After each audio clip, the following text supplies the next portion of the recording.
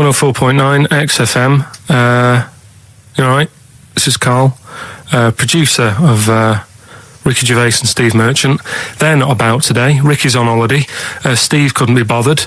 So I'm left here with all the DATs. That's a digital audio tape of all the shows they've done since they've been here over the last, I don't know, year and a half or something. So we'll play you some of the best bits. All right, so here's the first bit. Here's a problem that someone's emailed in. Yeah. We're taking emails today. If you've got a problem, a concern, or, you know, just a general query that you think Karl could answer for you. It could be about anything. It could be about some of the big kind of philosophical questions. Yeah. It could be something to do with war or famine, anything like that. Or it could just be a personal dilemma, you know, something that's happening locally. Anyway, this seems one that I think you and your father have probably come across this sort of dilemma in the past. Yeah. And I'd be interested to know what your take is on it. Let me see. This is from Lee Matthews by the look of it. He says, he lives in a suburban area where the local teenagers also live on the same road, and they're running riot. They're smashing wing mirrors off the cars. They're crashing into parked cars on their skateboards. And they're just generally making mayhem, you know, night and day. What can he do to stop this going on? The parents of the kids don't seem to give a damn. Anyone who complains to them, they just say, "Oh, piss off." You know, the police are useless because they never catch him in the actual act of violence, which is what they got to do to apparently convict them. So they don't know who to turn to, really. It's rather like when a little old lady went and got the A-team, you know. You know, and he was dressed as an elderly Chinaman. Exactly. She knew who he was. Colonel Decker didn't have a clue. Yeah. You see, it's weird because now it has got out of hand. Sure. Do you know what I mean? Like years ago when I was growing up on the estate, yeah, you had problems, but not like you have now. Do you know what I mean?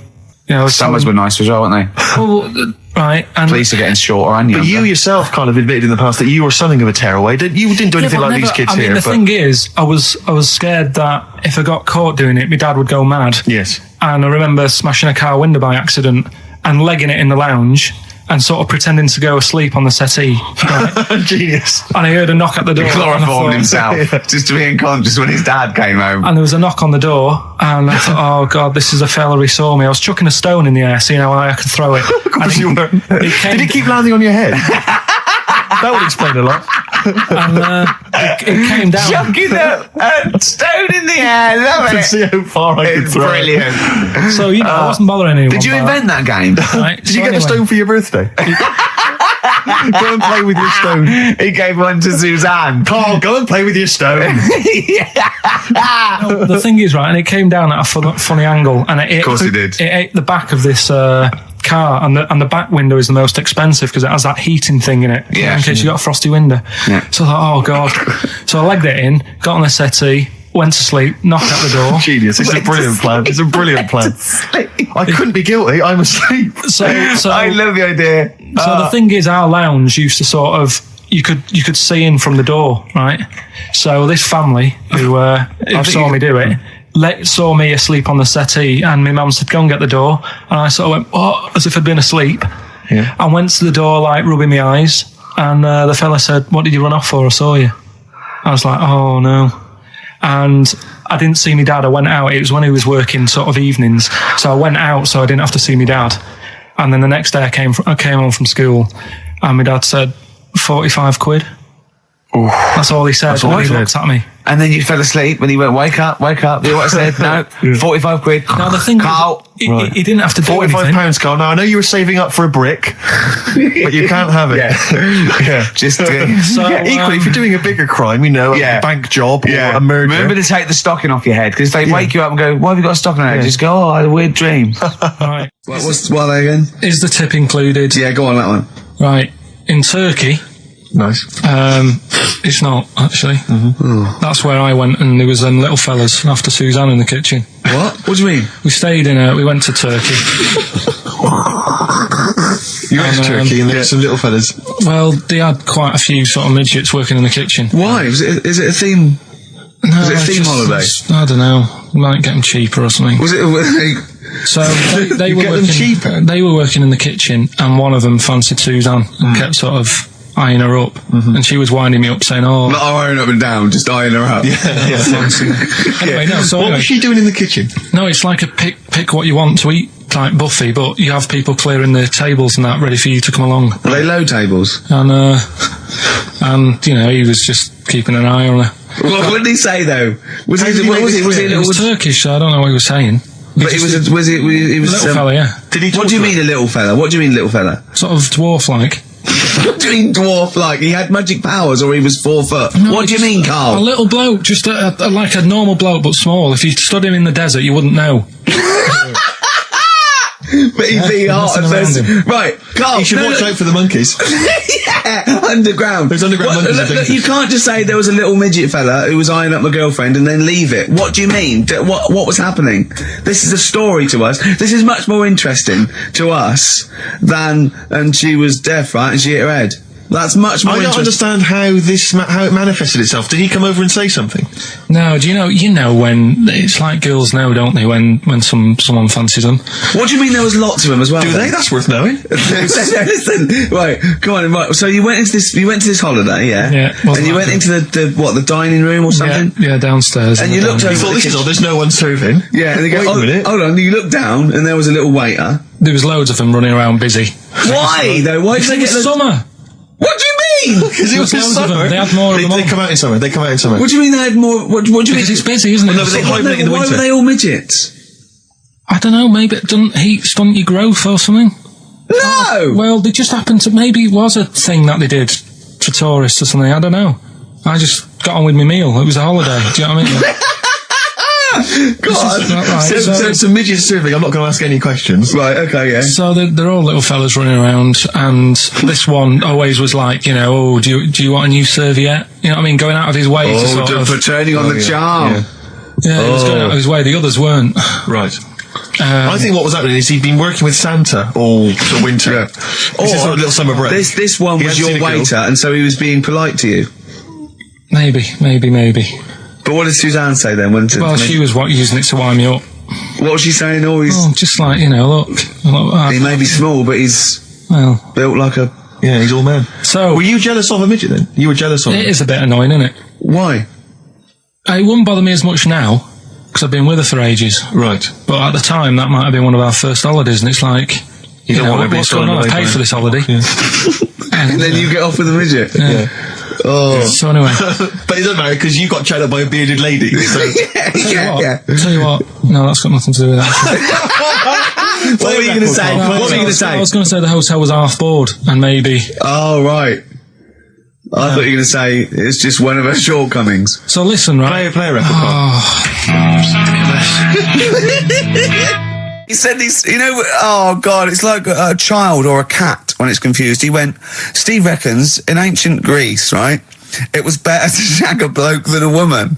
And I went, well, yeah. I mean, that's about the male being sort of a first-class citizen. Yeah. Much better, wasn't it? An aspiration the to point sleep with a was, Carl, beautiful man than a beautiful woman. Women were lower class citizens, Yeah. so therefore men were seen as higher class. So to have sexual relations with a man there was no shame in that. No. In fact, it was looked upon. And I as a said, good well, ancient Rome. I said, Nero, he'd sit in his big jacuzzi and he used to get, pretty boy men to just go into the water and just nibble at his testicles while he was having a watch. Do that. He did. Yeah. Yeah. And he's not a gay fella. No. I mean, I don't know about Nero, but I mean, it wasn't a case of a big delineation between what was heterosexual and what was gay. It was just, whatever you. So what did this fella do then? This one who's having his. Well, having he his was little he was testicles? pretty much top boy, Nero, for a while. He was in charge. And and you did what you're told. If Caesar or But why were people going round there? Why didn't they go? Oh, no, they weren't dropping in. It wasn't like the door was opening. I was going to see what Nero's doing. You'd have probably been like a delivery boy or a stable boy or something, and you'd have popped round there and you'd have gone, there, right, Nero, there's the tablets of stone you wanted. And you go, Pilkington, why you are here? Pop under. I don't know why he's French. What is that? I don't know why he's French.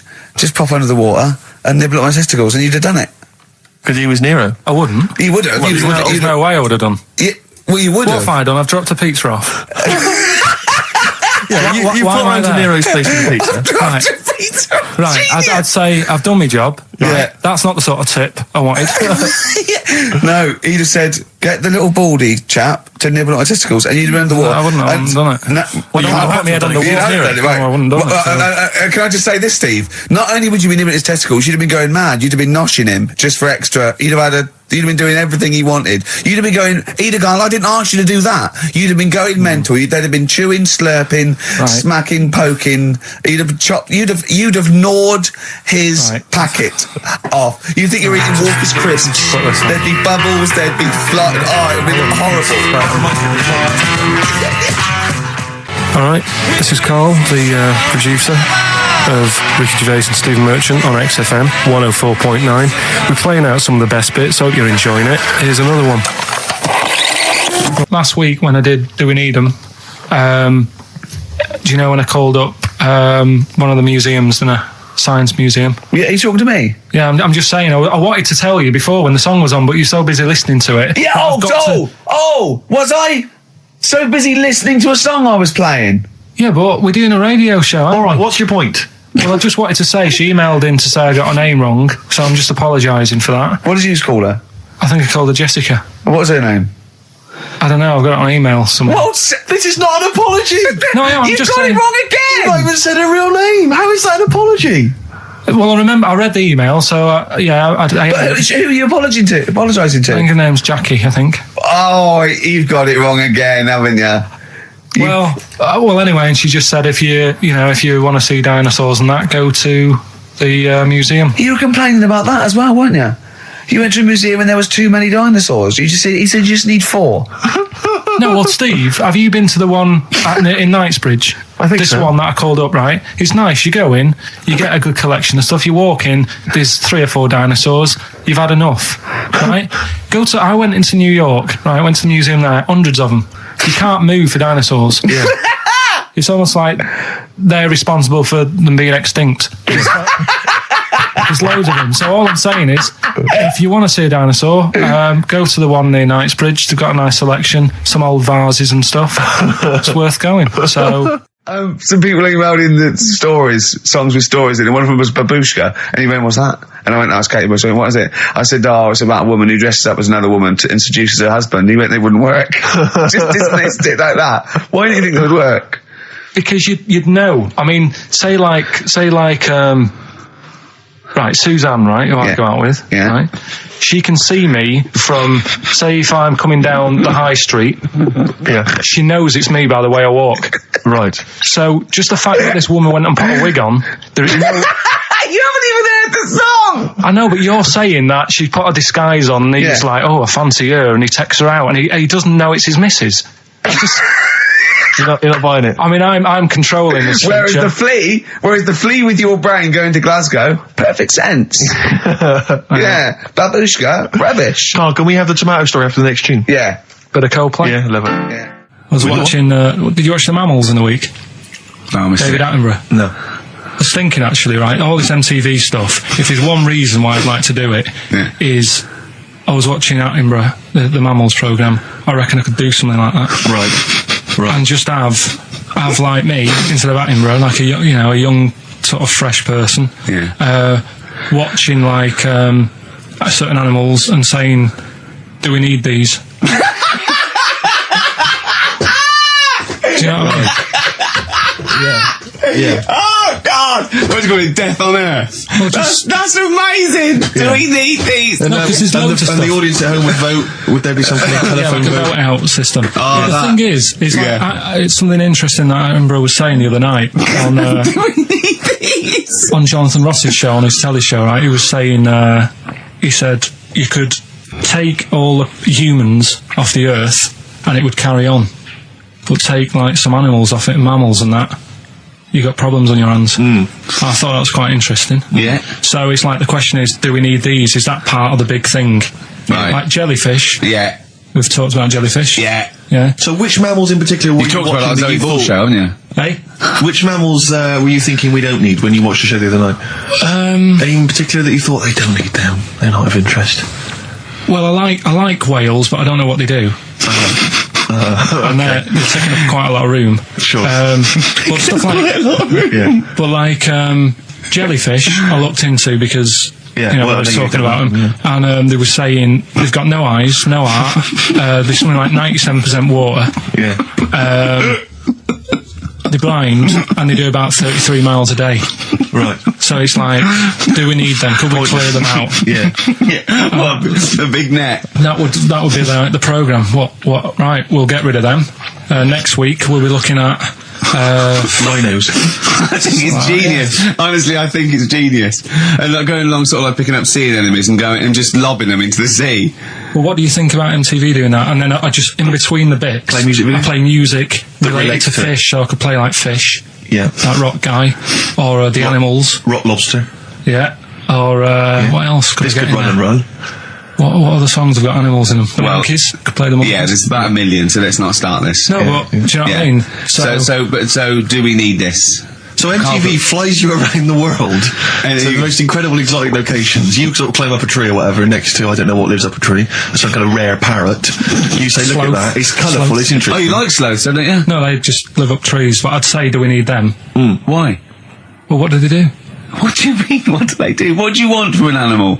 Carpentry. What do you want? I don't like scorpions, right? Right. But then I found out they look after those monkey things. They're not monkeys, they're Whatever. lizards. Well, all right, yeah, then lizards. They look after the lizards. So there's a reason. But do you need the lizard? Could be your Well, next yeah, question. because the local people made shoes out of them.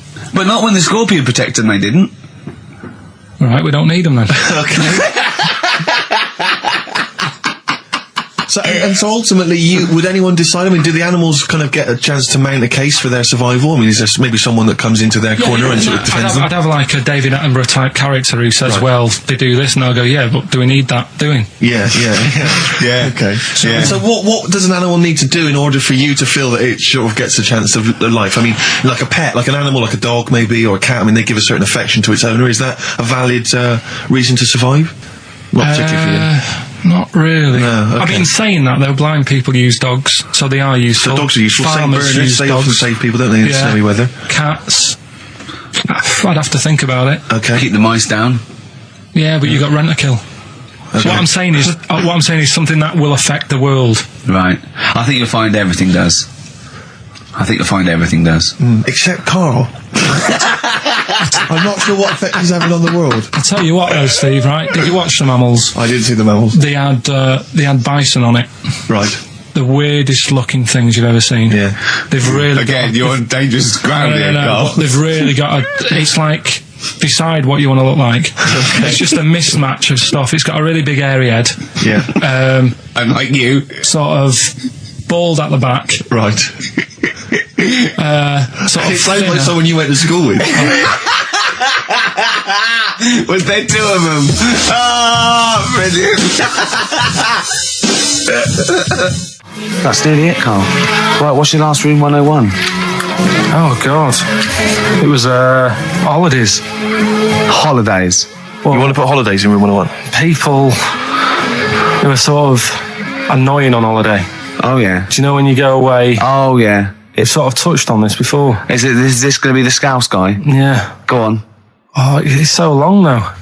I mean, it was a holiday when we went to Tunisia. And the scouser pissed you off. Surprise, surprise. Yeah. Yeah. But the annoying thing was, when you go on it was a cheap holiday, and like the lesson here is, if you want a good holiday, you got to like spend some money. Yeah. And we didn't on this one. We spent about, I don't know, 400 quid for two of us for like a month or something ridiculous. And we got there, and you get to the hotel and you go, we have made a mistake. It's a ropey hotel. You can tell like the blinds and stuff as you walk in, they're all dirty and stuff. And you think, well, let's make the most of it. Let's not get down about it. It's a holiday. It's sure a rest.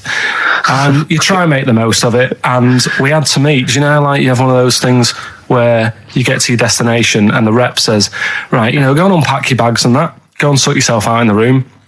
And tomorrow morning we'll meet up at 10 o'clock and I'll go through, the best sort of place to go for camel rides and, the best deals I can get you. That sort of thing. Can anyone here walk like an Egyptian? So she says, right, tomorrow morning meet 10 o'clock in the discotheque.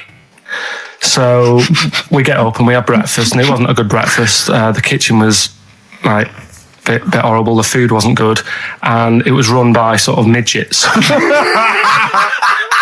What do you mean it was run? Not there's anything wrong with that. There was little fellas running around, and the annoying thing was one of them sort of started to fancy my girlfriend. How did he manifest his affection for No, you're not saying there's anything wrong with midgets, though, are you? Just saying it was not strange at all. there was Yeah, but even midgets shouldn't be cutting in on Karl Pilkington's territory. I know. But it's also that thing of, they've got little fingers, and it's sort of God, I'm ruined- so sorry. No, I'm not. It is a bit of a phobia of mine. Okay. Do you know what I mean? They are nice people and that. Sure. Oh, God. But the annoying thing is... So what was he doing then? How did he... I don't understand how he was chatting up your girlfriend. Was he crawling under the table so you couldn't see? just kept... Whispering to her from underneath there. Stop it. Just sort of, Wait, I don't want to get a complaint on our last show. There's not many midgets What's listening. going to happen? Can we just finish this and start up again in a couple of months? Oh, yeah. So if you want to know more about the midget theme restaurant, then we'll talk you in 3 months. Yeah. It's just... Oh. It's just... No, that's fair enough, actually. Oh No, you're yeah, absolutely no, right, sorry Karl. about That's your this. producer's Listen, head on. we'll see you in about a really. It's been a pleasure, truly, and thank you for everyone that wrote I've got you a couple letters. Have you really? Yeah, I've got you both a present, right? Oh. I got Ricky, do you know, like we've done fables and Yeah, stuff, right? yeah. This is like Mr. Ben. Oh, This is brilliant. Yeah. Right, and it's like little fables that Mr. Ben goes on. oh, fantastic. So I want you to learn something from that for when you come back. Okay, brilliant. That's lovely, I'll tell you Karl. one of the stories I read this morning. It's brilliant. In fact, when you've done with it, Yeah. give it me. Yeah. Because I haven't finished reading that. Okay, thank you, Karl. And for Steve, a little shut up lines. A little book of chat-up lines. That's great, fantastic. Karl. Well, we'll see you in 3 months. But carry on emailing Karl. Cherish Karl Pilkington. He sits in a little room by himself, so keep him in touch. And we'll see you in August. We're going to leave you with something that we all love. This is There Is a Light That Never Goes Out by the Smiths. Very apt, I think. Goodbye. See you later. You've been voting in all week, sending your emails. So here's the clips that you wanted. Right. Badly Drawn Boy, Born Again. Right, just get this Educating Ricky out of the way. So, Turkey, yeah. So what is this again? It's Educating Ricky, is the tip included. Right. Apparently a fellow was on holiday in Turkey. He's just having a normal holiday. Weather's good. You know, he's having a good time. Weight is all normal height. Yeah. He's having his meal. He hears a load of screaming going on in the kitchen. No. Has his girlfriend wandered in there? And they do, With a step ladder. the circumcised people in the kitchen, and apparently... What are you talking about? Whoa. Slow down. We were Sorry, talking there for a minute. what are you talking about? I'm excited about 2 things at once here. One, they circumcised people in the kitchen. 2, I guessed it was someone losing the end of their knob. He did, yeah. I started thinking like Karl Pilkington. Extraordinary. That is amazing. Apparently it was going on. It wasn't just a one-off either. Well, when I say a one-off, I mean they did it more than once. Yeah. Right. And there was it was there for a week, and apparently the first night it was quiet, and then the rest of the week, every day it'd be like having his breakfast, or even his lunch, or even his tea. Yeah. He'd be doing it all day. Oh. You'd be hearing Lunch and screams. breakfast, fair enough, really. Yeah, but Circumcision at tea time. Don't do that. And apparently it's a tradition over there. You can't even make a complaint about it. It's like, well, you should have found out before you come over See, it. I can't believe this is So true. I'm a little I bit can't lost. believe this is He was true. in a restaurant, in a hotel, and there were people having circumcisions in the kitchen. Yeah. Is that right? I'm even worried that we're bordering on the racist here, suggesting that is tradition, that Turkish people cut the end of their cocks off in the kitchen Yeah. at meal times. I think you're wrong, Karl. This sounds ludicrous, Karl. No, I don't think it happens everywhere. Right. I think this Just in Oh, particular this in this restaurant. hotel. certain places, Certain hotels. certain hotels. What, is it like 2-star? Yeah. Why did he go to the Foreskin Inn? It was his own fault, wasn't it? So that's Sorry, that's it, is it? Have they closed? Sorry, no, wait. That's the story. You educated me, right? Once a fella saw some Turkish people cutting the tip of their knob off in the kitchen. Thanks very much. Thanks very much, Karl. Got any more? Well, there's things you can learn from it. Either don't go to Turkey, No! don't have calamari when you're over there.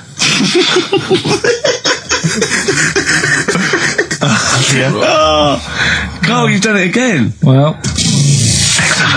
So we get onto conversations. Talking about, he's asking me stuff about evolution. Tell me that. Why did the giraffe? What's that rubbish about the giraffe getting a long neck? I said, well, it didn't try and get a long neck. It was selected because, anyway, I went into evolution for him, and he said, but why would evolution do that? I went, well, you think that evolution didn't do anything? There's not this consciousness, there's not this will that a giraffe has to stretch its neck to reach the leaves. One had a long enough neck to survive and pass it. He was going, yeah, but why did evolution? This isn't. But by the way, this isn't the most stupid thing. This is warming up. This is about 8:45. Sure. Right? He said, why didn't evolution make a giraffe good at carpentry so it could build a ladder? Right. Yeah. Okay. No. All right. Okay. So he's thinking around it. He's trying to pick holes in evolution. Yeah. We get on to, I said, well, things are, I said, we can see the speed of evolution in lower life forms like bacteria, viruses, they evolved. That's why, soon we won't have an antibiotic that can kill some certain bacterial strains. And he said, and this is about, 11:30, then I said, I'm going to bed, right? He said, in the future, they reckon that you'll be able to wake up and eat a yogurt you can have a chat with. I don't know what that means. Let's put a song on, right? And we'll come back to it. So you're going to explain that? Yeah. You've got an explanation? Yeah. The Verve and Sonic on XFM 104.9. I'm Ricky Gervais, with me Steve Merchant and Karl Pilkington. So let's just get this right. What did Karl say? He's just specifically giving those words again. He said, they reckon, and I said, I'm going to bed. He went, no, really? I said, no, I'm going to bed, Karl. There's no point now, because, it's just like you're talking gobbledygook. You know what I mean? I might as well talk to a pot plant. Yeah. He said, in the future, they reckon, I don't know who they are. Sure. I don't know, people who post things on the internet that he reads. I think the Telegraph. Anyway, complete the sentence. They reckon that in the future you'll be able to wake up. I love it. There's a little scenario, an embellishment, like this little. Oh, hello, darling. It's your yogurt. Hello. You'll be able to wake up and eat a yogurt you can have a chat with. All right. Well, thanks for that, Rick. I'm looking at you. I'm going to throw that over to Karl now. Right. It's when I was away on holiday, right? I don't normally buy the Telegraph because it's too big and that, innit? So, but they were giving it away for free on the plane, so I thought, Ding dong, might as well have it. Mm-hmm. And I saw a couple of things in it. I thought that would be interesting. I saw this thing about the future, and it was talking about evolution and what have you, right, which I always find weird, because I always think that maybe we've sort of done it wrong anyway. Do you know what I mean? I sometimes think by definition, evolution can't get things wrong. Things change, that it's not successful, it can't pass on its genetic material, but if you're around, it's working. If you're around, it's working. Slugs are as evolved as they need to be. Slugs are as evolved as you and me. That's true enough. Yeah, no disrespect, but it works. It works. Sorry, but what's your point, Karl? No, I mean, I think we probably would have been better off staying as a fish. Just because there's more water than land, isn't there? Right. And you wouldn't drown. This is why I went to bed. No, I'm thinking of dozing off now. Yeah. No, but do you know what I mean? From, what was it? It was bacteria, it was fish, mermaid, man, onwards and what have you. So anyway. Oh God! No, there are a few knowledge gaps in your theory of evolution. You generally got it right though. So but, I mean, basically, it went bacteria, fish, mermaid, man. What's next is the big question. So it was telling you all about this and what have you, and saying how we shouldn't have interfered, because maybe if we wouldn't have invented planes and what have you, maybe we'd be able to fly and what have you, if we really needed to and stuff like that. Okay. So we've interfered with evolution, you see. Right. Well, then it was saying, well, what's the future got? Well, yes, in one way we have interfered with evolution. Yeah, the evolution of the human being in society is changing. It's no longer based on the strongest or the fittest, because medical science can keep us alive long enough. People can pass on their genetic material where without this civilization they wouldn't have been able to. So yeah, there are different parameters, there are different pressures, there are different things that say whether we're going to pass on our genetic material or not. Okay, so in that sense you're right. And that, Rick, as far as I'm aware, has led to a yogurt that you can eat and have a conversation with. So this is what it was saying. It was just saying, we're living in mad times and that. There's a lot of weird stuff going on. One of which is... And the fellow was just saying, with computers and stuff like that, the way it is, we'll be able to wake up. Go on. have a chat with your yogurt and have something to eat. What do you mean, have a chat with your yogurt? Because of the amount of, I mean, you have them yogurts already, those friendly yogurts, those bacteria-friendly ones, so this is just a really friendly one. Yeah, they don't... Oh, God! I'm my best! Do you know what, sometimes, Carl, I think that we're having a chat with a yogurt. Do you know there can't be any difference. Yeah, but then I'm always reminded that would be more entertaining. That would be more informative. Is this something that happened to a friend of yours, or is this... No, I read about it. You read about it? Okay. There's this little lad, right? Okay. First of all, it's years ago, right? When they didn't have decent doctors in like every town and that. Yeah.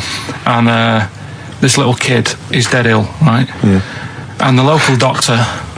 Well, there's a phone call involved, so I don't really get the impression that it's like medieval times. Yeah. Yeah. But I didn't say that. I just said it's years ago. So this kid's ill, right? Yeah. And he's lying in the bed, and he's all going funny colour and that. Yeah. And his mum says, I'm going to get the local doctor around. The local doctor comes round, and he says, so I don't know what's up with him. He said, leave it with me. Leave it with me. He said, the doctor said that. He said, I'll phone up a top doctor, okay, who was in America or something like that. And so he goes to the phone in his office and he calls America, and because it's years ago, the phone line isn't that good, it's all crackly and that, right? Yeah. So he's talking to the doctor and he's saying, I've got this kid, he's a funny colour, and he's really weak and that. I don't know what's he's up not with him. giving him much to go on. Right? Sure. So the American doctor, right? Yeah. He goes, yeah, what you want to do? And it's all breaking up, right? Yeah. He goes, what you got to do? You got to... it's all breaking up. You've got to give him some parrot's blood, right? Some parrot's blood? Well, that's what he thought he said, but the line was really bad. Yeah. He meant parents' blood, but he heard that he said parrot's blood. He said, right, I'll do that. Leave it with me. I can see where this is going. He goes to a pet shop. Yeah. He says, give us like half a dozen parrots. Sure. Takes them round to the kid's house. Takes the blood from the parrots, puts it into the kid. Kid's fine. The kid's fine. It worked. Such a load of shite in my life. I've never heard such twaddle, such just made up, enhanced, exaggerated bollocks in my life. A load of old rubbish, Carl. I mean, when he told me this, the doctor said, what do I do? And the doctor on the other end said, give him some blood. And the doctor went, where do I get blood from? So hang on, wait, I just need to where do I get blood from? Give him some parents' blood. Give him some parents' blood. Give him some parents' blood. Yeah. But hang on, I just need to know where you read this. Carl. Where was this? Where did I stitched you up. You know when he said, so do you believe it? I went, tell it to Steve. He went, do you believe it? I went, tell it to Steve. Carl. But where did you read it? That was on the internet. Where is it on the internet? All right, XFM 104.9, Ricky Gervais, Steve Merchant, Karl Pilkington, not here. It's the best of. You've been voting in all week, sending your emails. So here's the clips that you wanted. And just remembered recently, actually, I was on a train coming back from hometown Bristol, and I was on the train, and this girl walks on, good-looking girl. I thought, hey, up, a largely empty carriage. I'm thinking, my luck's in, because I take every opportunity, Carl. That's the thing about me, I don't choose. She was a good-looking girl. She sat down. I thought she sat down right near me. I thought, brilliant. As this guy comes up behind her, and says, I think it's probably a boyfriend or something. Sits down next to her, and I listened in on the conversation, obviously, because I'm pretending to read. It was very clever. I read the same page for hours. So I was pretending to listen. I was listening but pretending to read, and I realised that it's not her boyfriend or anything, it's just some guy she's met on the platform. And I'm thinking, brilliant, if she's the kind of girl who's just going to start talking to someone, on a platform, on a train, brilliant, I'm going to be in here. Because he was only going one stop. So I'm thinking, what's the worst that can happen? He'll nick off, I'll get chatting to her, and who knows, I could join the... is there a train equivalent? Foot High Club. The Foot High Club, brilliant. And so I'm excited, I'm listening in. And it turns out that they're both kind of graduates who've just finished university, or they're coming to their finals or something. And they're chatting away, and he's making a couple of witticisms, and she's kind of tittering at his jokes. I'm thinking, well, I'll tell you this, if she's laughing at this kind of material, I am going to blow her away, with my kind of anecdotes and wry observations, Yeah. It was weak stuff, I got to be honest. Really? He was coming out with nothing. He was running on empty, as far as I'm concerned. Yeah. And she was loving it. So I'm thinking, brilliant, I'm going to be right exciting here. And then they get moving on to higher brow things, and I think she was going to study kind of Marxism or something like that, or communism, something. And she was asking him, as by way of conversation, she was asking him what he knew about Marxism, and he was fumbling for his vague knowledge of it that he had in his life. And I'm just sat there thinking, come on, love, in any given capitalist environment, the proletariat will revolt against their oppression by the bourgeoisie, and after a brief period of socialist rule, emerges as a classist society governed by community cooperation. Well, if that sort of talk wouldn't get a woman hot, I don't know what you'd use. If Marx and Engels is not going to get a woman sweaty down below, then nothing is. Then my name is You're not just Steve biding Wilson. your time. Exactly. I'm just going to go in for the kill any minute. Yeah. So anyway, it comes to his stop. Right, he gets up. I'm thinking this is a piece of cake, and he gets off, and off he goes. He walks off, and I'm thinking brilliant. And I thought, I'll wait till the train's pulled away. I'm not going to leap in straight away. No. And he comes back along the carriage, and I'm thinking, hang on a minute. He goes, listen, do you mind if I give you my email address? Oh. Right, and if you want to get in touch, email me. I'm thinking, come on, you loser, get off now. Save your face, please, before it's too much. And she accepts the email address because she obviously doesn't want to hurt his feelings, whatever. I'm thinking, fair enough. She's a good woman. I'm liking her. I'm loving her. I'm thinking that's my kind of girl. So anyway, he gets off. I'm sat there, the train pulls away. I'm thinking, I'll wait a few minutes, I'll just, give it some time. Her phone rings. It's her friend on the phone. And she starts saying it, and I was listening in, and she was going, just met a guy on the train. I'm thinking, that's true enough. She goes, he was a good-looking guy. I thought you were having a laugh, love.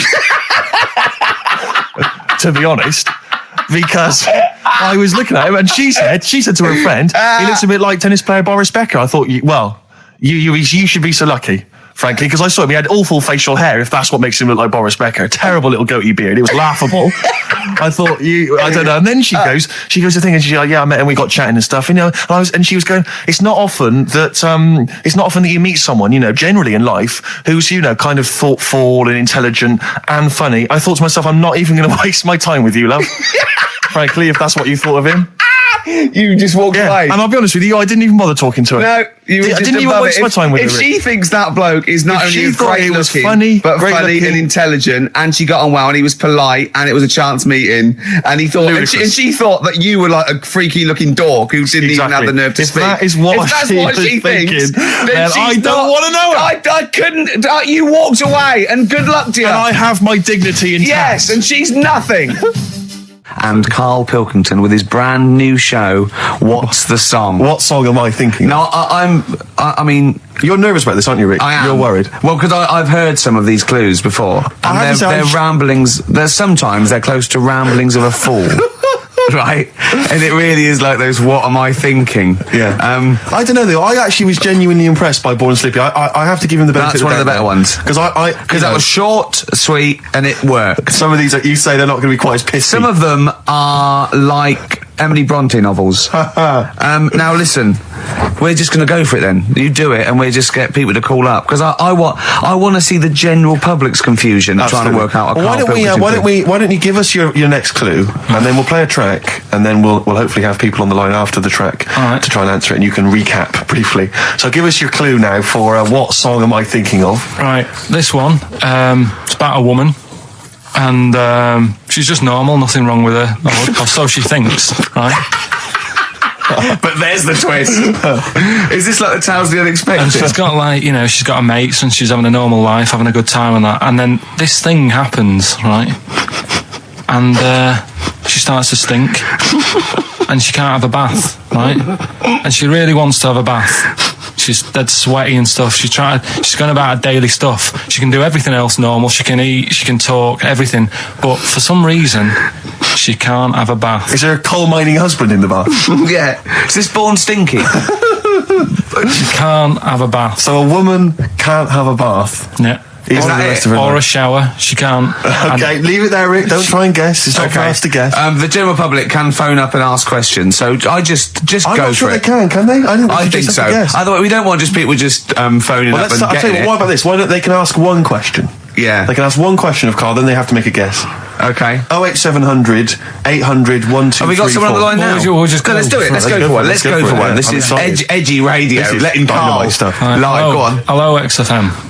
Hello, I'm ringing about what's the song? Absolutely. What do you think? Well, I'm going for Dirty Diana. Dirty Diana. See, that works. That's a great guess. It does, yeah, but it doesn't work because why can't she have a bath? Okay, so the answer is in there. I was going to ask you. Well, that's your one question. That'd be the answer. That would be the answer, I'm afraid. What was your name? Shelley. Shelley, thanks very much. Shelley, I should tell you that, that you should never take this personally, because no one can really get into the mind of Karl. So don't beat yourself up about this. I don't expect anyone to get these clues. No. So well done. That is a fine guess. Thank you. Thank you. Okay. Anyone else there? Let's hello XFM. Who's that on the line? It's Chris. Hello, Chris. A question for Karl? Before you give us your guess? I haven't thought of a really good question or anything yet. You just want to go for the guess? No, what I thought was, I'm sure Simon Mayo used to do this when he did the breakfast show on Radio 1 years ago. No, he didn't. So you've just pinched this idea, Karl? If you're going to rip someone off, Karl, do not rip off Simon Mayo. I haven't ripped this off. I thought this was a new idea. I was going to do it with sound effects instead, but that's... he used to do that, and he used to get his team to play other characters. You idiot. Well, no, hang on. Not you, Chris. I'm saying you idiot to Karl. Yeah, but nothing's new anyway, is it? So I'm not getting annoyed about it. True. What do you think the answer is? Is it Cornflake Girl by Tori Amos? Good answer. She couldn't have a bath because she'd go all Go floppy sloppy and then go down the plug hole. Good answer. She's all soggy. Yeah. So is it Cornflake Girl? No, it's not, but that's a great answer. It could have been. Okay. You're already seeing the error of this, aren't you? I think this is great radio. I'm really hooked on this. I'm genuinely excited. This is really like that.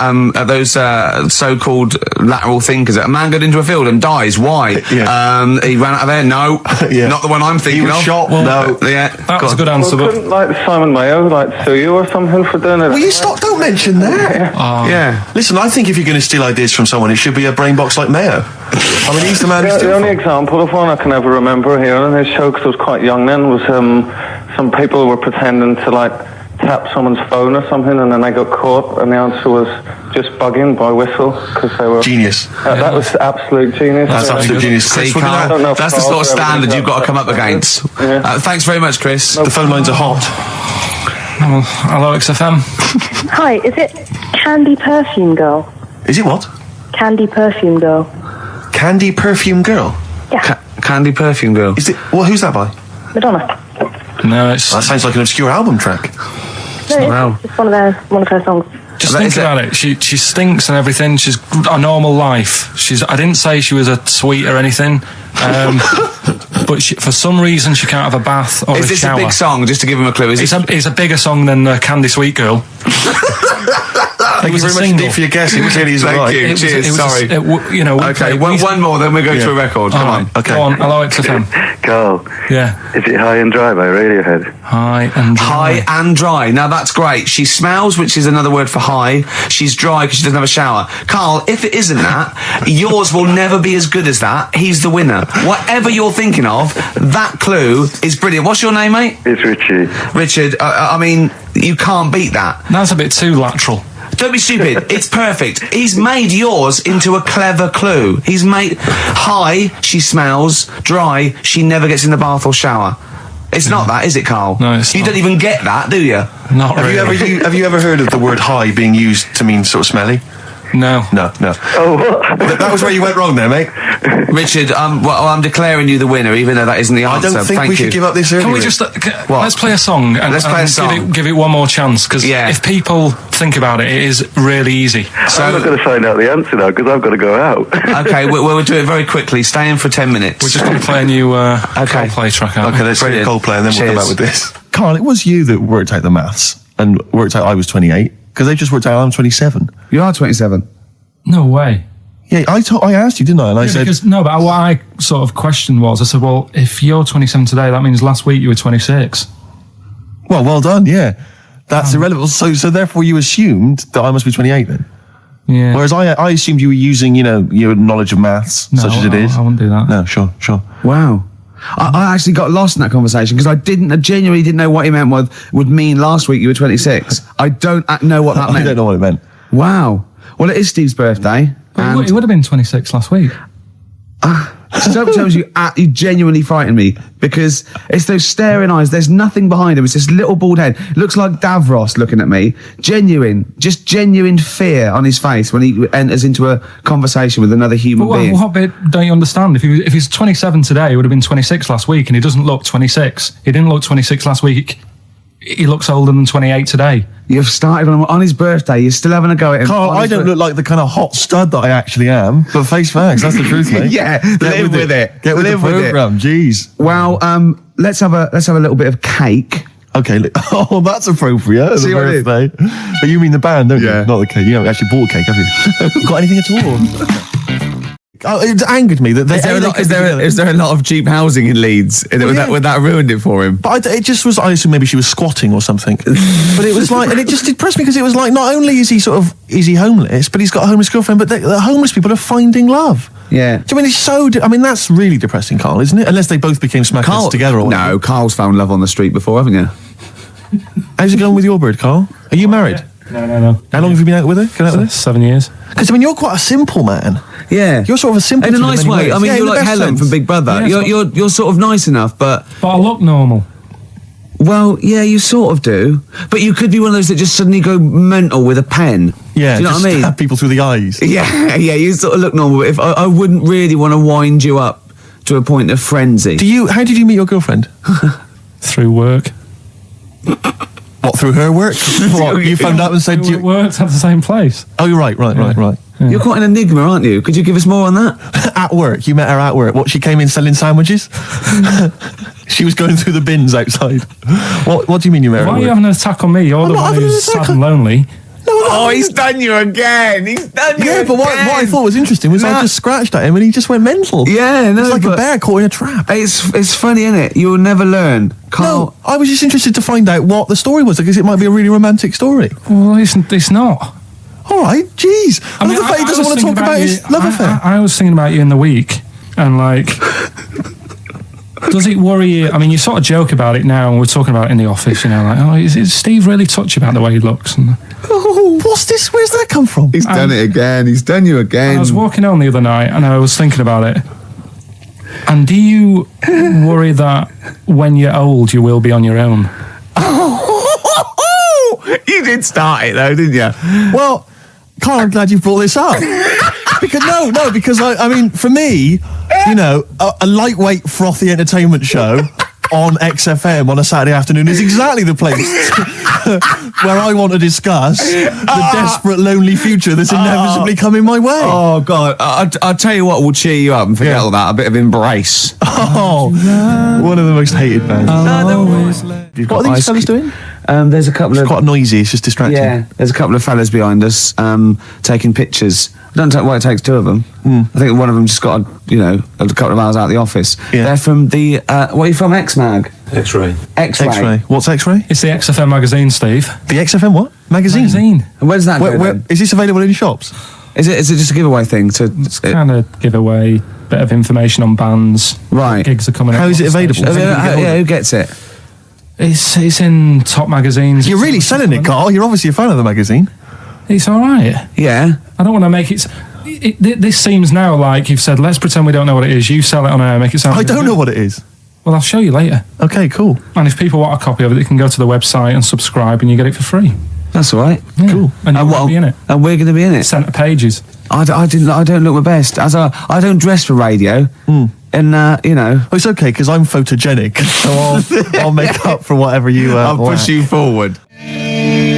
White Stripes and their version of Jolene. What did you make of it, I Rick? loved it. I want to ask Carl a question though, because Carl sometimes in awe of this newfangled world that we live in. What do you think of the scenario? What do you think is going on there? Because it's a bloke singing to a woman, begging her not to take his man. What do you think is going on there? Say again. Well, that's a bloke there singing. Yeah, to his wife Jolene. Right. Were you listening to the lyrics or? You see, I got mixed up anyway. I thought it was about that one about the person who chucks himself off a bridge. So I was thinking more about that than listening to that one. Right, listen. Well, go on it. Right. Jolene, I'm begging of you, please don't take my man. You flaming locks of auburn hair, even though you can, don't. He's all I've got. You're a beautiful woman. Don't take my man, because I can't compete with you, right? Yeah. What do you think's going on there, though? Because, you know, it's Dolly Parton singing it. We know what's going on. They're fighting over the same man, aren't we? Yeah. What do you think's going on when a bloke singing it to Jolene? What do you think of the scenario there? That's one of them names, isn't it? That could be a bloke's name. It's like Leslie. Oh, Christ. Okay, sorry, it was a... I wish you'd not asked him that question. It's so exhausting. I love him. Do ants sleep, Carl? Which bird's got a cock? Swan. Okay, nice one. Listen, I want to play that song for various people who've emailed and phoned in saying they want requests. We don't really play requests on the show, but we'd like to mention them anyway. Matt Barr, Magic Thighs. That's not Matt Barr's Magic Thighs. No. That's Matt Barr and Magic Thighs. Yeah. Kieran in Dublin, Stuart in Hackney, Lisa and Alison in Crouch End, and Glenn in Crystal Palace, who was phoning up with a nice message earlier. All of you, thanks for listening and thanks for enjoying it. Sorry we didn't play your requests, but tune in next time. It'll be fun. Anyway, I just all I wanted to say, really. Here's tragic. What's tragic? What did you want me to say about that song? Just your opinion. Your own opinion was fine. In fact, your own opinion is better than anything I could really hope for. Without doubt. Whenever I ask you a question, you constantly surprise us. Yeah, it's wonderful. So only ever carry on telling the truth, carry on saying exactly what's on your mind, and I think this could become a great... You're like a man who was frozen in Victorian era and has been reawoken and he's kind of discovering the world. Some things make sense, other things don't. It's beautiful. As opposed to one that was made in a castle in Victorian times, like Steve. Oh, that's just... Oh, I've joined in with Carl. I can't believe it. I'm sorry. On my side. Yeah, no, it was irresistible though, wasn't it? I'm really sorry. Yeah, it was Carl. It was you that worked out the maths and worked out I was 28 because they just worked out I'm 27. You are 27. No way. Yeah, I asked you, didn't I? And I said but what I sort of questioned was, I said, well, if you're 27 today, that means last week you were 26. Well done. Yeah, that's irrelevant. So therefore, you assumed that I must be 28 then. Yeah. Whereas I assumed you were using, your knowledge of maths, such as it is. I wouldn't do that. No, sure. Wow. I actually got lost in that conversation because I genuinely didn't know what he meant would mean last week you were 26. I don't know what that meant. I don't know what it meant. Wow. Well, it is Steve's birthday. But it would have been 26 last week. Sometimes you genuinely frighten me because it's those staring eyes. There's nothing behind him. It's this little bald head. Looks like Davros looking at me. Genuine fear on his face when he enters into a conversation with another human being. What bit don't you understand? If he's 27 today, he would have been 26 last week, and he doesn't look 26. He didn't look 26 last week. He looks older than 28 today. You've started on his birthday. You're still having a go at him. Carl, I don't look like the kind of hot stud that I actually am, but face facts, that's the truth, mate. Yeah, live with it. Get with the program, jeez. Well, let's have a little bit of cake. Okay. Oh, that's appropriate. See the what I did? birthday. But you mean the band, don't you? Not the cake. You haven't actually bought a cake, have you? Got anything at all? Anyway, the winners, Carl. I think you took some answers. Tim and Neil. Well done, Tim and Neil. Are they going together or are they? No, two separate. Lucky people. Yeah. I don't think your heart's in it anymore either, Carl. I was all right today, but Steve's really dragged me down. Well, let's... Wait a minute, I just need to know why. No, do you know, people are being miserable around you? Yeah. I was full of beans when I came in. Yep. Yeah, but you got to remember last week, you were really miserable and that really wound me up. Yeah, because he was having to do stuff. Because, he'd been let down and they were worried about the next show. You were in a terrible mood. Yeah, look at me like you were. I wasn't going off and lying on the settee, looking ill, talking in that voice. Oh, he's done you again. I just now, being quite friendly. Carl, Steve. Carl, have you ever tried to get into the Monarch for free? Because I'll be honest, mate, it's not going to happen for you. Come out with me, mate, you got a quid off. All right? When you can get in places in Camden for free. Yeah, I'm all right, yeah. Oh, yeah, he's done you. Right, now it's time for Song for the Lovers. Now, this is one of my favourite songs of all time. You'll know this song better done by... That was nearly a sentence. Oh, come on, that was nearly a sentence. What's his name? Glenn Campbell. It's Galveston. Oh, yeah. This is the man who wrote it. This is the original. This is Jimmy Webb. Oh, yeah. With Galveston. From what I can work out, I think it's about a bloke who goes off to the Vietnam War and he's missing his bird. And I've brought it down, haven't I? I've brought it down a tone by saying bird. It's a beautiful song. It was irony. Just play it. Galveston. It's beautiful. All right, look, yeah. This is the reason, because actors are often quite handsome people, but yet they're always quite obnoxious. We are. No, I mean, they're normally quite obnoxious, Rick. Again, you're a good example of that. And yet, I think it must be the small man complex. That's what makes them so obnoxious and so kind of desperate for attention. Didn't realise it before. Steady on. Because, of course, I tower above everyone. You do, don't you? I'm, for people who don't know, who are listening, I'm 6'7" tall. That's high. Yeah. And for people who've never seen him, he doesn't hold it well. It's not like he's a sort of handsome athlete, is it, Carl? He's a bit of a... What would you call him? Carl, don't answer. No. Don't get drawn into that. You know the game he's playing. No. Do you know yesterday when you were in the office? Yeah. You did a little move, and it reminded me of Blakey. Oh, I hate you, Gervais. Oh, I hate you, Pilkington. That's what stands. Yeah, but even he held it a little bit better, didn't he? Because he was a man, you know, had a big coat and everything, and a peak cap. But, yeah. I can't believe you. Like, I've not suffered enough from being freakishly tall. Now, two of my best buddies, live on radio, are just... It's not just the height, though, is it? It's the posture and the face and everything. But it's got your places, hasn't it? No? What do you mean it's got me places? I think people give you a bit more of a chance in your career and stuff. It's like... Well, yeah, stacking shelves. Because I can reach a high level. Muse, Plug-in Baby on XFM 104.9.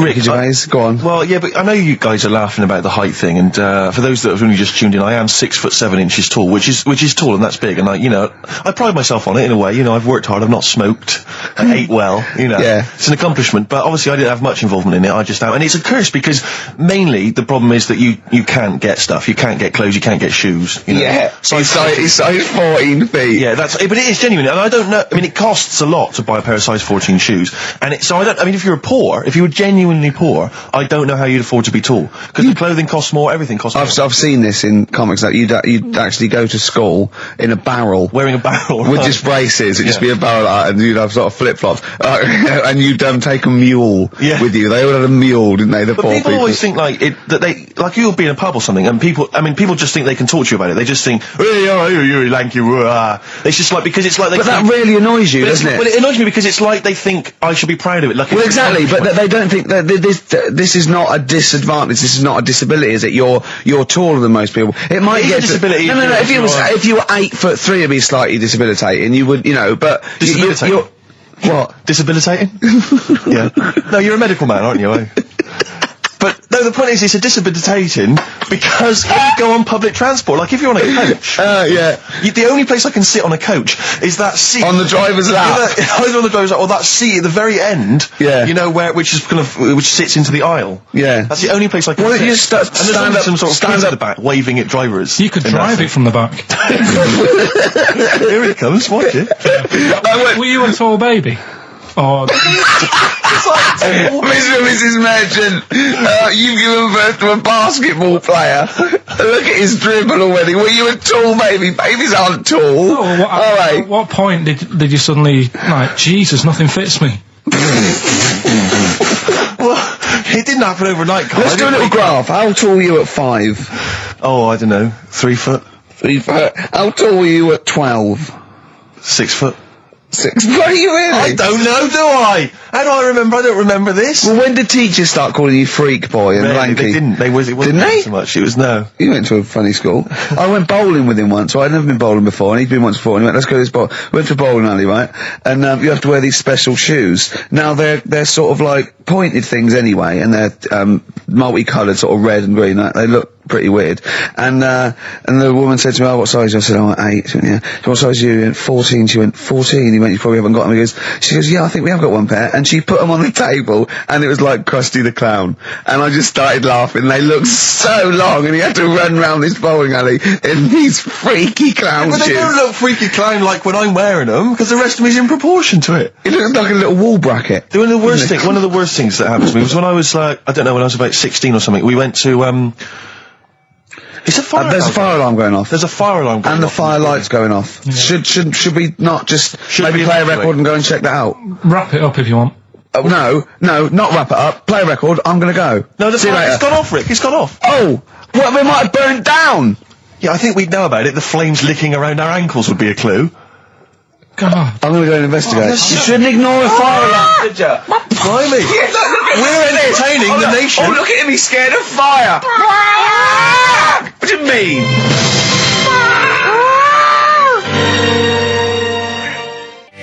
Lars, and there she goes. What a great start to a show. We've had 20 minutes of some of the best banter, chatter and music and anecdote anywhere on the dial. You're damn right. High five. Yeah. Sweet, man, sweet. Oh, what are we talking about? Now, well, I love that track. It's lovely. They've got a bit of the Liverpool gene pool, haven't they? That sort of doddy. You know what I mean? I like the Scouse sort of look. You know, the Cilla Black and the Stan Boardman. Yeah, it's particularly unique to Liverpool. It's sort of happy and teeth and ears. And, it's happy and teeth and ears. Yeah. Oh, brilliant description. Yeah. Happy and teeth and ears. Yeah, that's just 3 of my friends. Yeah. Now, we've got a great track lined up, haven't we, Carl, that I've brought in? Simon and Garfunkel. Now, I'm not ashamed. As you know, me and Steve aren't worried about being part of a trend or you know, being trendy or jumping on about it. Steve particularly doesn't worry about, like, looking good or, well, you know. No, I'm saying, as a compliment, he doesn't worry about walking along like that or, you know. Well, I'm looking good. No. But I'm saying you don't mind the insults freak boy or goggle eye or... swore off a duck's back, mate. Do you know what I mean? Or a new phrase that's been coined because of Steve's face, walk off a frog's back. Who's saying that? Just a lot of friends and that. But I mean... my friends? Yeah, a lot of the people. Can you name names or? I can't really. No promises, you can't. I can't. I can't really. Anyone up? I think it's the Kaggle. Looks good. It does look good. It's waterproof, Rick, and it's also stylish. I wear nothing underneath. So it's tight to the skin. It gets sticky in damp weather. Is that why you sort of rustle? Sexy. But what's all the, is there abuse? What's this? No, they just say... Because I'm a pretty trendy guy, but I, as you say, I cut my own trend. You know, I make my own style. So just go back to insults briefly. Go on. You know, saying... No. See, that's goofy. That's not fair. No, because that's what he said. It's in my head. What do you mean he said? No, when did he say that? No, I mean, when did you call me goofy? No, he didn't. He said about what's in my head. Hey, no, when it's come on, come off it. Don't what? start. Who's calling me goofy? No, I'm not even goofy. Goggle-eyed's fair enough. Yeah, but you can sort your look out. I can't. What do you mean I can? How can I sort my look out? I'm not even goofy. That's not fair. You've got the proper features. What? Just needs sorting out a bit. I can't help it if my hair's not good. I noticed the other day when Carl was sitting on your knee having his picture taken. It's a long story, right? He's got a completely spherical head. It's slightly too small. I'm not being funny because, I mean, you know, I'm not perfect. But he's got a completely spherical little head. He looks a little bit like a baby hamburger. You know Hamburger off McDonald's? Sure.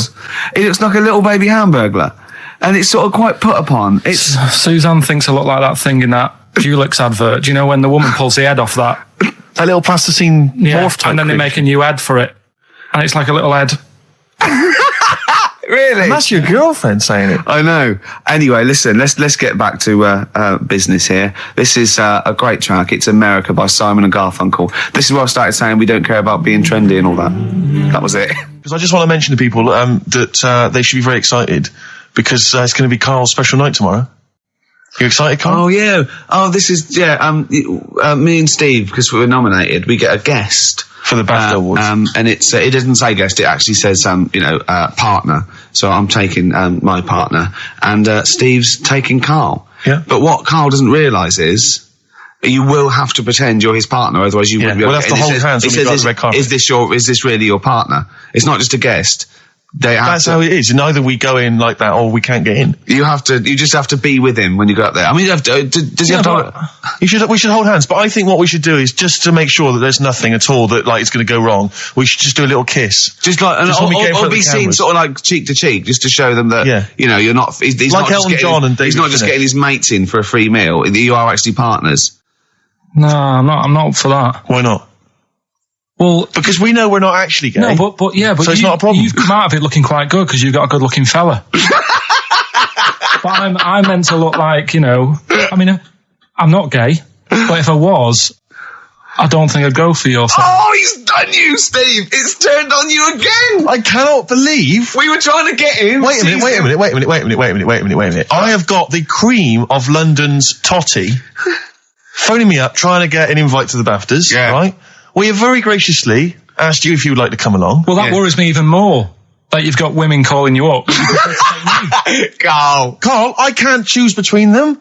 If I let one of them down, they're gonna destroy them. They'll be ruined. Their lives will be ruined. It's better for me to take you and not, ruin the lives of any of those poor women. When he told them he was taking you, it was like a scene from Graceland. There was just like there was weeping. They were crying. Like it was horrible. Hundreds of them, and really? He just went. And I got upset. He just had to say, "Look, just chill out, bitches," didn't you? I did. I just said, you're all my hoes, but I can't choose between you. So I'm taking Carl.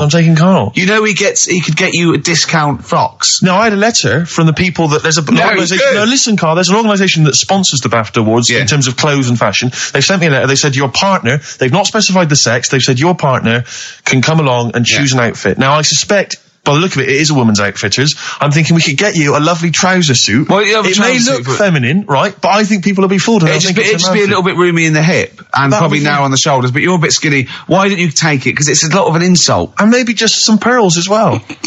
Be lovely. Wouldn't you? I haven't got anything sorted to wear yet. See, you're slagging me off. You're likely to end up going in a tracksuit. Yeah. I'm going out today. I've never bought a suit since I was like 11, right? I went to my brother's wedding. That's the last time I wore a suit. Full of No, us. but it's like how when I went to the BAFTAs with you and I wasn't really enjoying it, you were I like... can't. He's what? No, You you didn't are tell such us an this. ungrateful. There are so many You're people. like a little charity case. You're like, oh, I had God. chicks queuing up Yeah. around the block. You'd wanting to usually come. have to. I know, but I Someone told like you you. would have to write to Jim or Fix It or Esther Ranson to get them to meet us sort of people. And now it's on your doorstep. I'm amazed that you didn't enjoy it. Why didn't you God. enjoy it? You got to walk down the red carpet. You went in. There was George Best, one of your footballing heroes, was there. A load of was other good. big names. You sat there, prime position. You came backstage with a load of other big names. Hey, you had a lovely bit of You were grub. filming this thing for the DVD you were making. That's you, a cameraman on our DVD. And yet you think, now you look grumpy because you had a couple of pints and I can't believe So tell it. us why you didn't enjoy it, because the ceremony, what didn't you enjoy about that? It was interminable, wasn't it? Far too long. Wasn't it awful? So 3 boring. hours. I thought you were going to say something. Really? Sorry. 3 hours. Yeah. I mean, I suppose for you two, at least, you were going to get something. Sure. Yeah. But with me, it's like, I've never graduated or anything, so Have you not? I'm trying to think of a situation. Basically, I sat there for 3 hours knowing that I'm not going to get anything out of the night. Yeah. Right? Now... no one Did you? told Sorry, me. when we invited you and you said yes, did you think you were up for an award? No, but I thought we were going to be sat round tables having a nice bit of food, Yeah. whilst people are going up there winning awards. Yeah. But 3 hours of the same thing over and over again. I mean, if a film's 3 hours in the cinema, Yeah. you go, well, it's long, but I wonder how it's going to end. Yeah. But this was just like the same thing over and over again. Some guy going up, thanks a lot, cheers for the bit of brass, and then going down, sitting down, the same thing over and over again. Honestly, right? I'd say it was one of the worst things I've ever had to do. Lincoln! No, I enjoyed the night afterwards when we did have a bit of lamb and a nice bit of veg and that. That was Yeah. all right, and I went home and I was happy, and I got the little freebie bag that you're talking about that we're giving away, which wasn't much good stuff in it. Oh, All right. Christ. No, What would you have done on that Saturday night? Suzanne What said- would you have done or the Sunday night rather? What would you have done had you been at home? I would have stayed in with Suzanne, right, watching telly, having a nice bit of pate on toast or something, cup of tea, watching 24. But instead, I had to buy an expensive suit so I didn't show you up, right? Jesus, Yeah. How much did you spend on your suit? Well, in total, right, because, the shoes and the suit and the shirt and the tie, it was about 600 quid. That's the most expensive evening ever. And that's what I'm saying to you. And the daft thing is, it's dark in there. I don't know why you've got to wear a nice suit. You can't wear a tracksuit, for goodness sake. It's dark in there. No, just the shirt and that. It doesn't make you a better person wearing a suit. No, doesn't Do make you you a know what I better mean? person, no. We're not claiming it made you a better person. No, but that annoyed me. Yeah. It was an experience, innit? That's why I went, because you think, if I didn't go, if I would have said to you when you invited me, no, Steve, I don't want to go, then I would have never known, right? Yeah. And that's my sort of thing in life, right? If Yeah. something comes up, you should take it, even if you're not going to like it. It's a bit of an experience. Right. Do you know what he said to me? I phoned him up because we had to meet up, and obviously he had to pose as my gay lover. Yeah. To get in, right? Yeah. He phoned me, you said something to me like, I bought a suit, I'm looking good. He said, I'm looking good. People will think, how on earth did he end up with that good-looking guy? So he got into the Yeah. role. That was what he said to me. He started getting into it. Such an insult. Play a record. I just must say that we've had an email from Daryl Foss. Lots of people have emailed in and say, well done on the BAFTAs and well done on your Room 101. They really liked that. Thank you. There's one guy, and it's Daryl says, Ricky, has your dad only got one D-Mob suit? Because I don't know if you noticed, but Ricky wears the same suit every single time he appears on TV because he spent a fortune on it getting it tailor-made. I've only got one. It's a good suit, and I he just wears it know. all the time. And it's winter as well. It's like a pure wool, so I'm sweating everywhere I go. Anyway, usually it's too much cheese. I won't be buying another.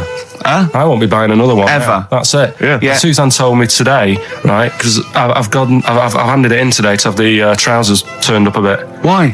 Because it was a bit of a bodge job for the night. Yeah. Right. It was just some pins sort of holding it up the other night, but you didn't notice, and I didn't tell you because I thought you'd be getting on the stage and saying, "Look at that freak over there with his pants hemmed up." But I took it to the place to get it done. Suzanne tells me that I'm going to start shrinking now and getting to that age where you start going small. I know that must have been a revelation to you and a worry. Like, how small do you get? How small do you get? Oh, Right, what are we playing now? I thought we'd have a bit of Marley music. Marley music. Oh, Okay. go on. If These Old Walls Could Speak by Jimmy Webb. Might play another track off that later if we've got time. What, today? Yeah, well, maybe next week. We've got lots to pack in. We've got things like New Order, Cure. Oh, I'm just hoping that all those kind of new metal fans, Rick, can just calm down for a second, Yeah. and just enjoy that for what it was. yeah. But I hope their snobbery is not going to prevent them from enjoying I it. hope they can just leave it alone for 2 hours for our show. because Exactly. We try and try and pack lots of Well, stuff whilst you're in. talking about new metal, can I just say Ian Camfield is here tonight. He's What? moving from Fridays. Right. What the hell does he think he's doing? He's just offering up information now. No, it's just that you were talking about the new metalers, and now seems like a good time to Carl, say- listen. You're here for our amusement. Yeah. You don't sort of come in any time you want. When we decide it's time to sort of have some fun at your expense, then we'll let you know, but Yeah. otherwise... We're not here to help other DJs or even this station. We don't give a about this. See, this is what my girlfriend said. What's that? We should listen to her. She knows what she's talking about, clearly. Now put your microphone down, She said they just wheel you out when they need you. switch your microphone off, Carl, and let us finish what we were saying. Right, just What were Yeah. we saying, Rick? Ian Camfield has got a rock show. Oh, right, yeah. Starting today. It's 4 hours of pure rock. Yeah, he's probably here smoking, drinking Jack Daniels and just like having pictures of Vance put up around him to get in the mood. Then he'd go out and rock. Carl, don't be silly. Turn your microphone on. We're joking. Is that right? When's he on? 8 till 12 tonight, 4 hours of rock. Lovely. Listen, some big classics coming up, plus Oh, huge news about Carl. Please, let's play some more ads. Do you really want some ads? I'm tired of the music and chat. Please play some more ads, Carl. Please. Carl. You are going to be a turntablist. Yeah. Steve never learnt an instrument, which he regrets. And he's a modern lad, and he's using turntables as his instrument. I just got 2 turntables and a microphone, and so far, seriously, I'm cutting it up big style. No, don't laugh, because it is mental, the kind of stuff I'm coming out with. And I'm scratching, I got the beats, matching. Can you imagine that? Shut up! It's that. No, if- look at the Chemical Brothers, for goodness sake. If you're talking about freaks, look at those weirdos. Man alive! At least you cut your hair at Gavin. You know that the whatever it's called. they used to kind of at least faintly appear in their videos. The next Yeah. one is just some shots of like what you see from outside a train. To them, that is more glamorous and exciting, apparently, than seeing the lads themselves in the video. Who do you think's cooler to look at, Steve or the Chemical Brothers? Steve. Definitely, yes. You're absolutely right, Carl, and that's the first sensible thing you've said If for a long I was time. to work with Steve on some music, if I had the choice, I think Steve would look better on an album cover. Really? Yeah. What would you do? Would you change him at all? What would you do with his image? I'd put him in the distance, so I can't believe this is... No, just so you don't look as tall, that's doing you a favour. I was on the... This is true. I was on the on the tube, right, coming in to meet Gervais the other day, and I was wearing a suit, and my mobile phone slipped out my pocket, and it landed on the seat, and I didn't realise this. And as I was about to get off, some bloke who was sat there like an old guy, he picked up the phone, he went, "Oi, Lanky, you dropped your mobile phone." And I was like, well... I thank you for pointing out I dropped my phone, but did you have to do the Lanky? But you knew who he meant. I bet you turned round straight away. It worked. Knew he meant Steve. but he's done you again. But I was the only person stood up. It was a fairly empty train. Was there any other lanky people there? No. Well then. No, but my point was there was no one else at all who was about to exit the train. Okay, so he didn't need lanky. He could have got "excuse me, sir," or "oi you," anything, but "oi Lanky." I know. It's that thing, though, isn't it? That's what I'm talking about. You say the thing that you don't want to say. It's like me with Ken Dodd and Will. I think he wanted to say this. Oh, well. I think he took pleasure in it. I think he went, that bloke's lanky. I shouldn't say that. Yeah, I should. Oi, lanky. What's you he dropped gonna your do? phone. Yeah. Do you want your phone back or not? Electric Soft Parade. Same way every day on XFM 104.9. I'm Ricky Gervais. With him, Steve Merchant. Sure. Rick, I only had one thing I had to do all week. Okay, What's that? I was so excited about getting up Friday morning, phoning, getting Bruce Springsteen tickets. Yeah. The Boss is playing in October, and basically got up too late. Well, not sold out already. You just Sold out. It had sold out, but I started calling about 12:30. It sold out. I trawled the net. I trawled all the phone but lines. some of those buys are bulk buys for selling on, aren't they? They're not all individual. This is the problem. I mean, I don't know how many people they can fit in Wembley Arena, but sold out by 12:30, and that's popular. Wembley Arena? Yeah. It's about 12,000, isn't it? I was so gutted. It was all I had to do. I was so looking forward to it. I phoned up one of those like quite dodgy ticket agencies. Do you know how much he was offering to, they're 45 quid to buy. He said the starting price is 225 quid. I mean, that to me is like a ticket tout, like a legal ticket tout. Are they allowed to do that? I don't know. It's crazy. I was so They angry. could make they'd have to say their booking fee was £150. Exactly. But now I'm like desperate. I don't know what to do. I'm just wondering if I can abuse our position on the radio and just try and scrounge them from anyone who's listening. No, I mean anyone who's listening who's got the power to get them, or this is begging, isn't it? It's exactly what it is, Rick. Yeah. I was going to try and dress it up. Yeah. But it's just begging. That ticket touts after you as well for dissing him. Ricky.Gervais. Don't bring me into it. Shut up. Ricky.Gervais@xfm.co.uk. If there's anything you can do to get me a ticket, I'm willing to pay for it. Up to the price of 45 quid. Yeah, wow. No, second hand. Yeah, 30. Yeah. You don't want to throw your money around, I'll give Steve. 25 quid, come on. Don't you know who I am? Yeah. But that, I mean, do you know what I mean? Because I'm just, like, I asked Karl if he could sort it out. He's done nothing. He's achieved nothing. I know. So I'm just desperate. I'm in a desperate situation and I don't quite know what to do. I'll tell you this though, Karl, don't bother doing favours for him because he's not grateful. You give him something and he goes, right, does this mean I have to give you something back? And I go, well no. He goes, good. Well, I got you Cure tickets and you did nothing. Yeah, it was rubbish, that gig. There you go. It was rubbish. I went along to that gig. It was a balmy summer's night. The Cure, as far as I'm concerned, owe me a balmy summer's night because I wasted it. Hour and a half they played for. They played 4 hits. I don't want to hear their dirge from like some dodgy album and from like 1984. I'm not interested. Play the hits. Boys Don't Cry, Love Cats, blah, blah, blah, blah, blah. Instead, I got nothing. I was so angry. I was just, oh man, You were probably angry at Karl, weren't you? I was angry at Karl for wasting my time getting me the tickets for free. Do you know what I mean, if I Karl? paid for it, Are you getting to see what sort of a bloke Steve Merchant is? Doves, caught by the river on XFM 104.9. I'm Ricky Gervais, Steve Merchant, Karl Pilkington and everything. No, I'm going to be honest with you. Go on. A little bit hungover, didn't feel very well. Yeah. I don't know if I'm hungover or still a bit drunk. I don't feel... You sound like you're still a bit drunk. Yeah, so what I'm worried about... You do every week, so... But what I'm worried about is that the standard will slip. If I'm not right on the ball. And the other thing is I haven't had a lot of time to prepare the show today. So I don't feel, 100%. Yeah. I haven't done the Karl. Right. Look. Have you finished that sentence? I don't make me laugh because it hurts as well. And there's the other side effect to me being a little bit hungover or drunk or whatever, right, is that I can be annoying. Right, yes. Because just to amuse myself, I sort of like turn my body off a little bit and just poke and like that and annoy people and that. I want to sort of like... Well, you do the physical equivalent of freewheeling.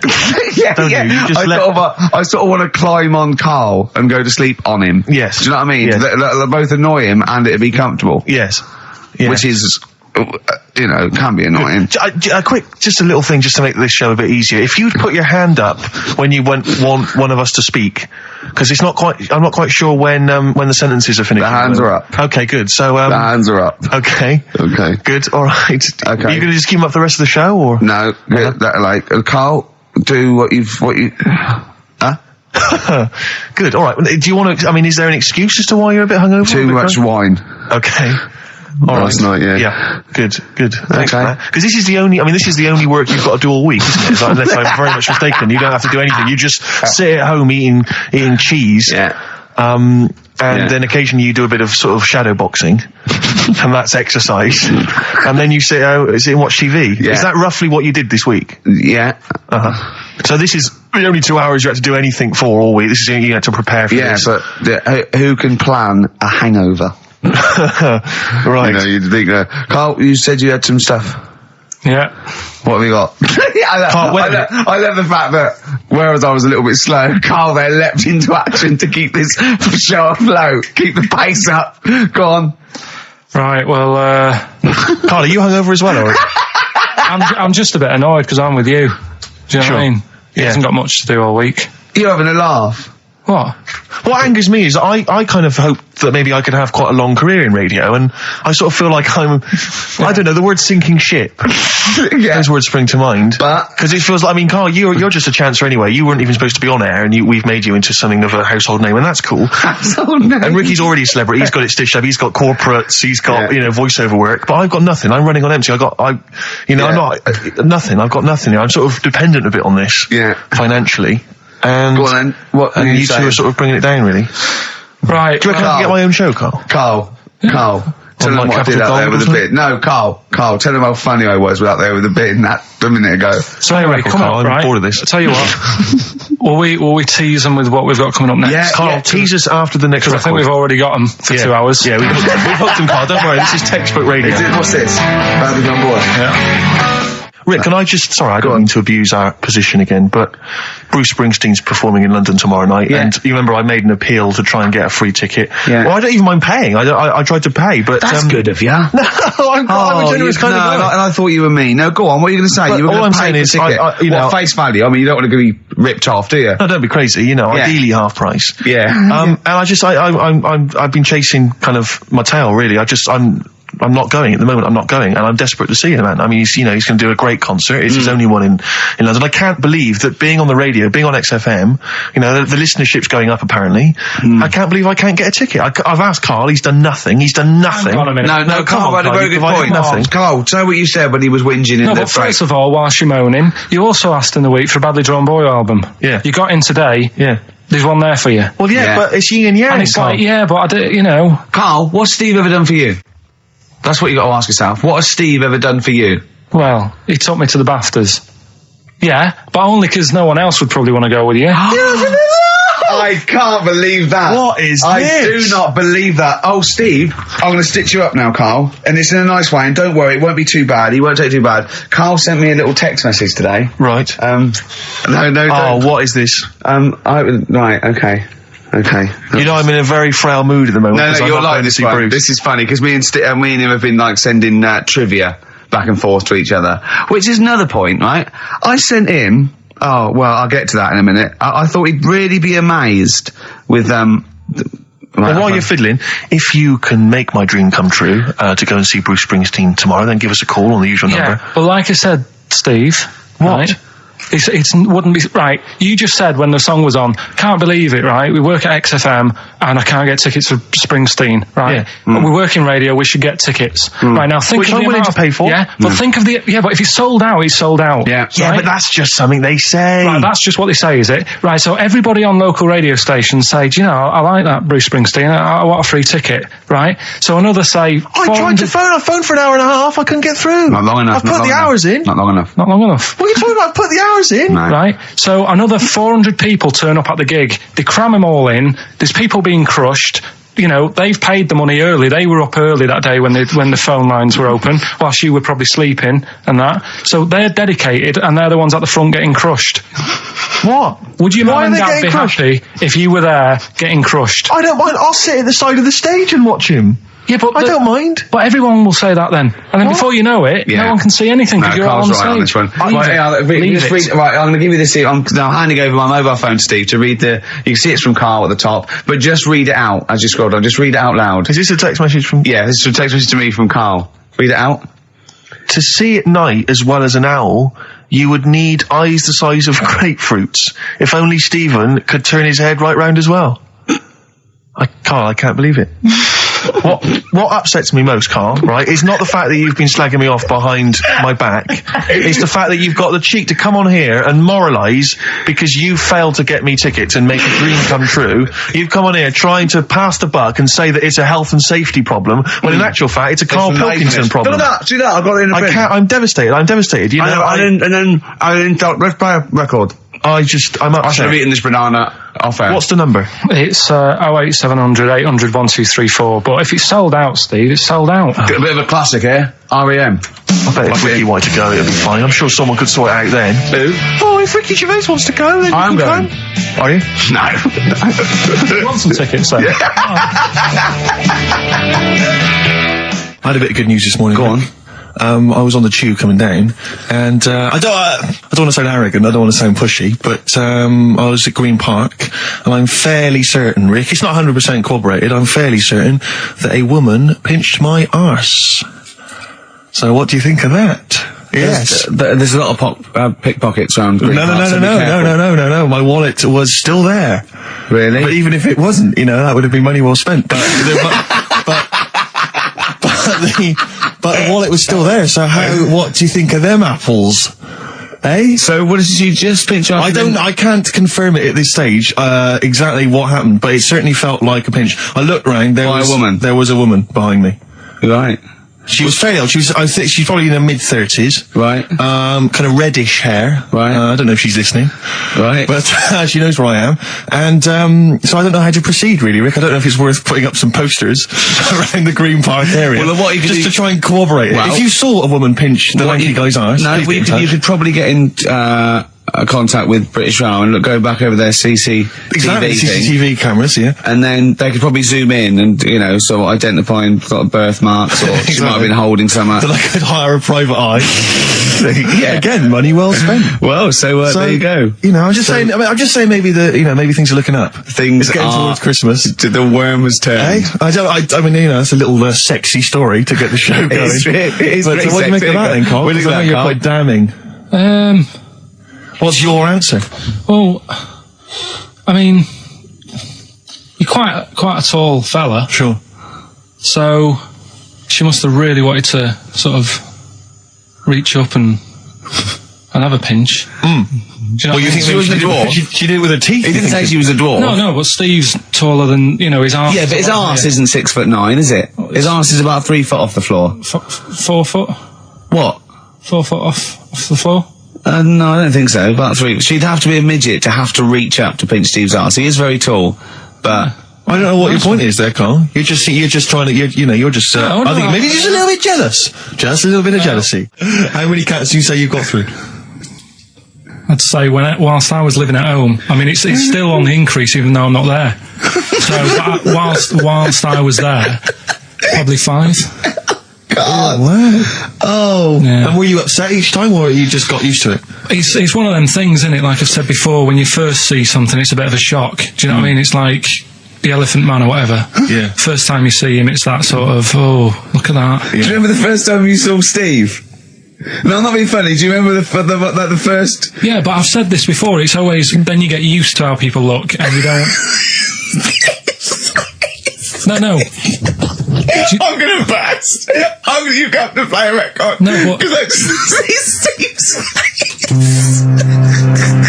No, but I've got used to it. Shut up.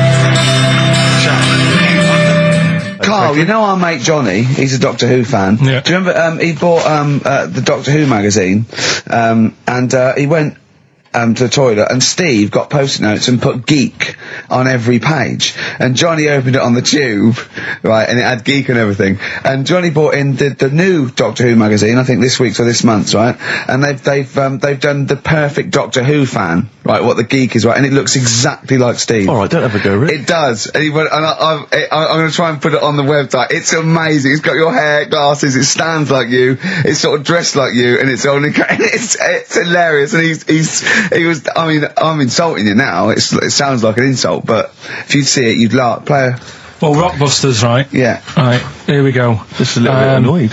Just 3 clues. We've lost all the energy in this show, haven't we? Well, I can't get over that insult. I'm just a little... No, we did though. It just came out, I can be honest with you, Three it came out left clues. field. I wasn't expecting an insult. No, And, but I I think there was a sense of camaraderie on this. Just email in, ricky.gervais@xfm.co.uk. I'm just annoyed. I can't What are we doing? I'm just reading out the clues. Should we put this? Let's put this one in for the Sony Award. Let's put this show in for the Sony Award. Play a song, Carl, because I need to discuss things with him. I've talked before about in Edit second it down. Get this down to 3 minutes. It'd be a great show. Rockbusters in a minute. XFM. Lonesome Day by Bruce Springsteen from his new album The Rising on XFM 104.9. Ricky Gervais, Steve Merchant, Karl Pilkington.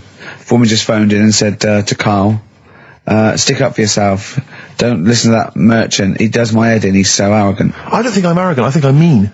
Yeah. I just think I'm sort of objectionable. I don't think it's arrogance. I think it's sort of nastiness. Yeah. I'm just not a very nice person. But believe me, I'm not arrogant. I think I'm pathetic. What were you talking about earlier about glasses as well, and Steve taking his glasses off? What was that? What are you saying that in front of him now for? Was it an insult? It wasn't really an insult. Carl, what were you up to? No, what was it? I genuinely don't remember. I genuinely don't remember. Right, Steve. I'm not having a go. Right. Just saying how people. It's a bit weird that you've got glasses because you've got a good pair of eyes on you. Right. That isn't an insult. What were you talking about though? What was it? Why did it was the fact that people who wear glasses always look a bit weird without them on. It's like, you know, they should wear glasses. Okay. Why did we get round to this? What was we talking about? I don't know. I don't know. I don't know what that was. It sounds like an insult, even it wasn't intended as one. It wasn't. It sounds like an insult, Carl. It does, yeah. No, it wasn't. I should be allowed to punch you every time you insult me now. No, but I'm not I'm having a doing go. it. I'm going to give you a dead arm. Look, Steve, It sounds like an insult. you And always even if it wasn't, you intended it to be one. What you...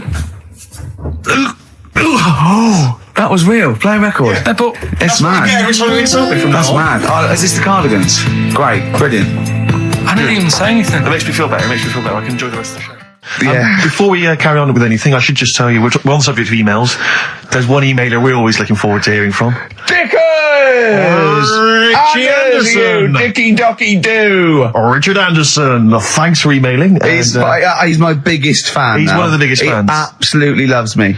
But not afraid to offer some constructive criticism. Go on, That's the what's he great said? thing about Dickie. And from Anders this week, he says, Ricky, I'm lazy, I talk nonsense, I'm badly organised, and I believe in ghosts. Can I have a job working on your show?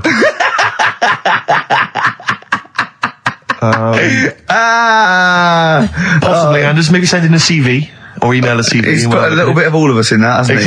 Oh, I'll ask him if he's a goggle-eyed freak, Steve. All right, calm down. Well, no, I didn't mean there's no need to get insulted. No, I didn't necessarily mean you, No did need I? to get nasty. Well, I was thinking about that, actually, Steve. Oh, God. Just talking of the old... What? What? Talking of the what? No. Do you know, like... This better be good. No, you don't have that many girlfriends. And what do you mean? Carl, why are we on this? I was defending you in the whole monkey discussion. Come on, what's your point? What's your point? What's your point? No, what's the point? What's the point? I just was thinking... If there was an infinite number of Steves? You're an odd-looking fella. Come on, Carl, get to... No, you know I know that. I've told you that loads of times. What do you mean, you know I know that? Well, there's no point pretending anymore. Steve, I'm flabbergasted. But also, you don't like spending money, right? He's mean and weird looking. Valentine's Day. Are you sort of... you know... You've got to love him now, haven't you? What are you happier with? The fact that no girls like you enough, right? This is really mental. Or are you happy because you don't have to spend any money on a card for someone? A little from column A, a little from column B. Right, let's have more monkey news. What have we got? No, we've got so much to get into this show. Insults. We don't need the insults. I think we've got enough. We don't need the Yeah, insults. there's no more insults. What angers me with Carl is you know he's been planning that. No, I haven't. I was thinking about it on the way in because Valentine's Day is coming up and I'm not a big fan of it. Condoms? You bought your girlfriend a box of condoms for Christmas. I don't think you can have a go at me. To be fair. No, but I don't just treat her on Valentine's. I'm always... Do you know what I mean? You don't even treat her on Valentine's. You don't even treat her at Christmas or on her birthday. When do you treat her? Hang on a minute. Wait a cotton picking minute there. Oh, why I order. Wait a minute. What's that? Tiffany Dog. I treat your girlfriend better than you, and I've only met her twice. I took her out last night and she enjoyed herself. Where'd you go? Until she had to write the cheque. Where'd you go? Where'd you go? To a chippy. A really... Play a record!